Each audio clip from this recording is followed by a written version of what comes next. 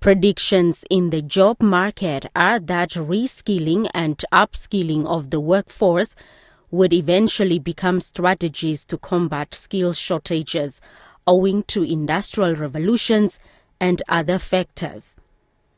The U.S. Africa Development Foundation is interested in collaborating with Namibia's training institutions in programs that would see employers provide first-hand sets of skills.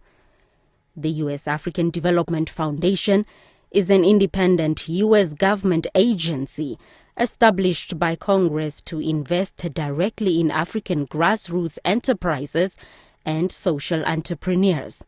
The big thing for us in terms of skill development, in terms of livelihood development and so forth, is the vocational training that I just spoke about, but not vocational training just for the sake of people having training.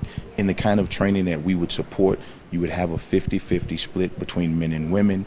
You would also have employers that we would sign memorandums of understanding with, who would then guarantee that they would hire the graduates from those programs. That's one way that we would do it. Another way is our support to entrepreneurs. So in the absence of more formal jobs in the formal job sector, as many women and youth move into entrepreneurship, what kind of skills do they need? What kind of inputs and equipment do they need? What kind of support from grants and loans do they need to take their small and medium enterprises and graduate them up to bigger and larger levels? And that's really where we want to place our emphasis. Prime Minister, in response, says government is looking at ways to strengthen the Labour and Employment Creation Ministry for reskilling and upskilling of the country's workforce. We have had some of our mining activities concentrated on land. Now it is in the sea, and we have to reskill. Some of the big mines have had to close down or to outsource, resulting in massive retrenchments.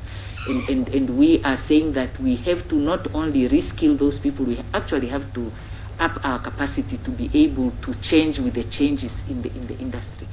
And with the green hydrogen and the petroleum that we have established, we also have to make sure that young Namibians are ready to actually participate in the development of that industry. One of the things that we want to stress is that we're not for one-time partnerships, we're actually for sustained collaborative relationships, and that stems, I think, having worked with the community in different communities in the United States as well as around the world.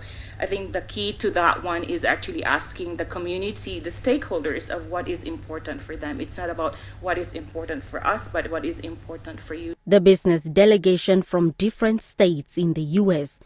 is also proposing for people-to-people diplomacy between Namibians and Americans.